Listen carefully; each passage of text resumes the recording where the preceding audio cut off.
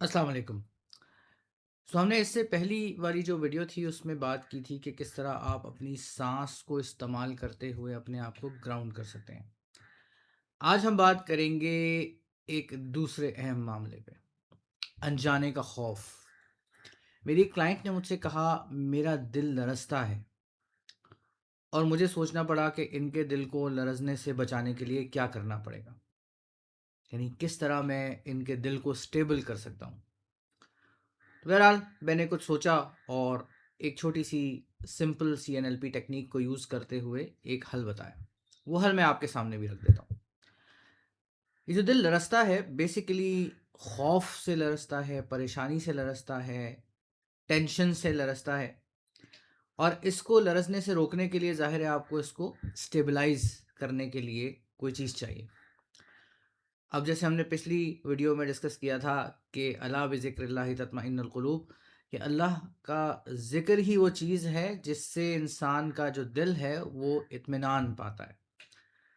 تو جس دل کے اندر اللہ کی یاد ہوگی وہ سکون سے رہے گا، وہ لرزے گا نہیں، خوف زدہ نہیں ہوگا۔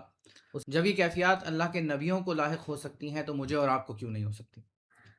تو ایسا نہیں ہوگا کہ آپ کوئی غم پروف ہو جائیں گے یا پریشانی پروف ہو جائیں گے، بلکہ آپ ان پریشانیوں میں سے جلدی نکل آئیں گے، آپ کو وہ احساس کم ہوگا۔ تو NLP میں ہم ایک ٹیکنیک یوز کرتے ہیں جس کو ہم کہتے ہیں اینکرنگ۔ اینکرنگ کیا ہے؟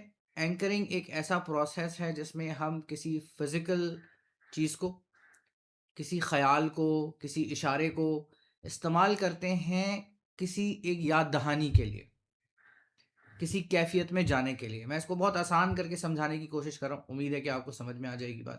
میں ایک مثال سے سمجھاتا ہوں۔ کہیں مجھے اپنا منہ بند رکھنا ہوتا ہے اور مجھے لوگوں کو یہ نہیں بتانا ہوتا کہ میری رائے کیا ہے، تو میں ایک چھوٹا سا اینکر اپنے لیے استعمال کرتا ہوں کہ میں اپنی انگلی جو ہے وہ اپنے ہونٹوں پہ رکھ لیتا ہوں، جیسے کہ اسکول میں ٹیچرز کہا کرتے تھے put your finger on your lips, تو اس کے بعد آپ خاموش ہو جاتے تھے۔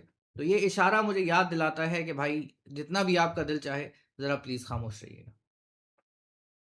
تو حضرت علی رضی اللہ تعالیٰ عنہ سے یہ قول منسوب کیا جاتا ہے کہ جو خاموش رہا وہ نجات پا گیا، من صمت نجا۔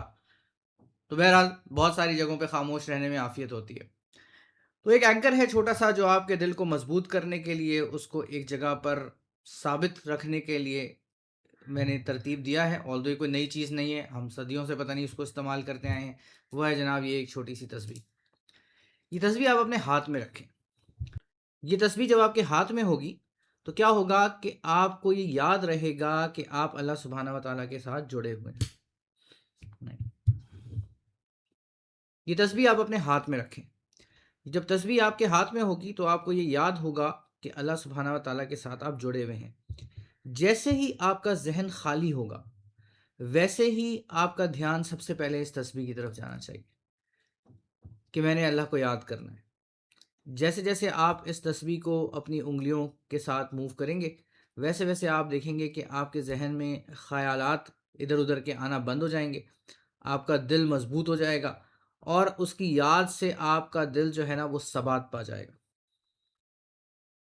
آہستہ آہستہ یہ تسبیح آپ کے دل کا محور بن جائے گی اور آپ دیکھیں گے کہ جیسے ہی آپ کو وقت ملتا ہے، جیسے ہی آپ گفتگو سے فارغ ہوتے ہیں، جیسے ہی آپ کسی کام سے فارغ ہوتے ہیں، سب سے پہلے آپ کا ہاتھ اس تسبیح پہ جائے گا اور آپ اس کو اپنے دل کو مضبوط کرنے کا، اس کو ثبات دینے کا، اس کو سٹیبل کرنے کا ایک اینکر بنا لیں گے۔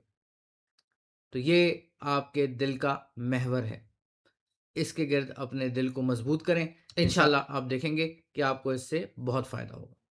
اور جب آپ کو فائدہ ہو تو مجھے دعاؤں میں ضرور یاد رکھیں۔ السلام علیکم۔